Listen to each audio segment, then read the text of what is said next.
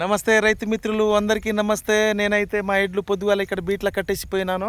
ఒకవేళ వర్షం బాగా తుఫాను కొంచెం ఎలిచిపోయినట్టు అనిపిస్తుంది. కొంచెం తెల్లగా ఇగో పొద్దు పొడుస్తుంది. మరి చూశారు కదా.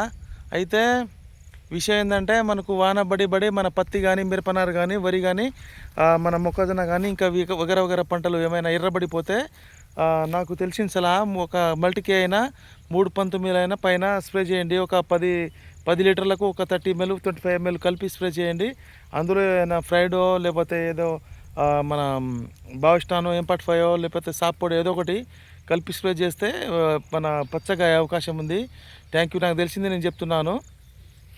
ఇంకొకటి మా ఎడ్లు అయితే ఇట్లా తుఫాను వస్తుందని నేను పొద్దుగాల ఇట్లా బీట్లో కట్టేసిపోయినా. ఇప్పుడు మాత్రం ఇప్పడానికి వచ్చాను.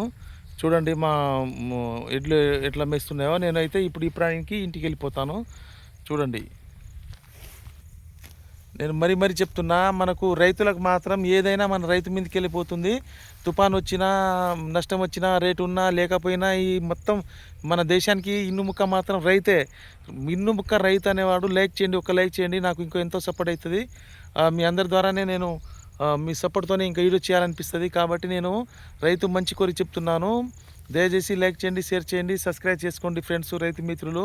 రైతుని ప్రేమించే వాళ్ళు ఎవరైనా వేరే వాళ్ళైనా లైక్ చేయండి, షేర్ చేయండి, కామెంట్ చేయండి. Thank you friends. Me side కూడా మిరపనారు ఎలా ఉందో కామెంట్ బాక్స్లో కామెంట్ పక్కా చేయండి.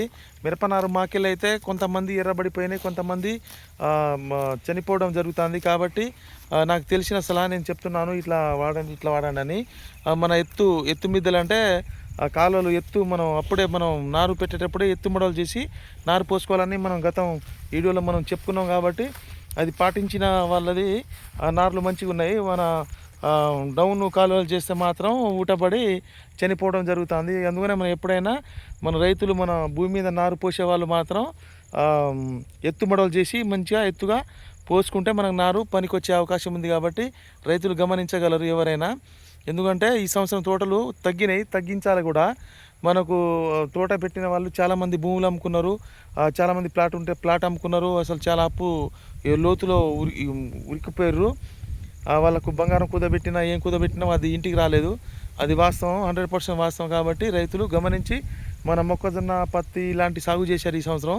అంటే కొద్ది పెట్టుబడితోని మళ్ళీ కొద్దిగా మనం అప్పుని మనం తీర్చే విధంగా మనం కొనసాగించాలి. ఎందుకంటే మళ్ళీ మిర్చి వేసినాం అనుకో, పోయిన సంవత్సరం అప్పు ఈ సంవత్సరం అప్పు మళ్ళీ మీద పడే అవకాశం ఉంది. కాబట్టి రేటు చూసి మంచి చెడు ఆలోచించి వచ్చే సంవత్సరం అయినా వేయగలరని. లేకపోతే ఈ సంవత్సరం వేసినా కూడా 1 ఎకరం నుంచి 2 ఎకరాలు వేయగలరు. ఎక్కువ వేసినా కూడా అప్పు ఊబిలో కురుకుపోయే అవకాశం ఉంది. కాబట్టి మీరు ఆలోచించి ఈ మిర్చి పంటను వేయగలరని నా యొక్క మనవి.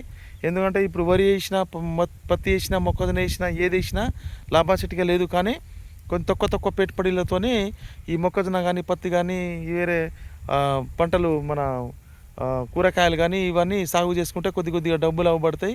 కొద్దిగా మనకు రైతు పరంగా మనకు డబ్బులు మిగిలి ఆదాయపరంగా ఉంటుంది. కాబట్టి నేను చెప్తున్నాను, ఈ మిర్చి వేస్తే మాత్రం 6 నెలలు బరాబర్ పెట్టుబడి పెట్టాలి.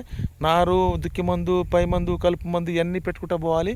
6 నెలల తర్వాత మనకు రేటు ఉన్నా లేకున్నా మనం నష్టపోయేది రైతే. కాబట్టి ఇవన్నీ తట్టుకునే వాళ్ళు అయితేనే మిర్చి దోలికేయండి, లేలండి. లేకపోతే వేరే చిన్న పంటలు వేసుకుంటూ ఎలా తీసుకుంటే బెటర్గా ఉంటుంది. అప్పులో పోదు, ఎక్కువ లాభంగా రాదు, నీరు అప్పులో పోకుండా అవకాశం ఉంటుందని నేను మరీ చెప్తున్నాను. ఈ ఒకటేసారి మిర్చి 5 ఎకరాలు 10 ఎకరాలు అట్లా వేస్తే మాత్రం మళ్ళీ ఈ సంవత్సరం రేటు లేకపోతే మాత్రం రైతు 1 ఎకరం 1/2 ఎకరం అట్లా భూమి అమ్ముకునే పరిస్థితి, లేకపోతే ఆత్మహత్యలు ఎక్కువ అయిపోతాయి. కాబట్టి మీరు ఆలోచించి తోట వేయగలరని మనస్ఫూర్తిగా కోరుకుంటున్నా. మీ బాలాజీ. ఎప్పటికీ రైతు నేస్తం, రైతు పట్లనే నేను ఉంటా. రైతు అంటే నాకు ప్రాణం. ఈ దేశకు ఇన్నుముక్క అంటే రైతు. జై జవాన్, జై కిసాన్.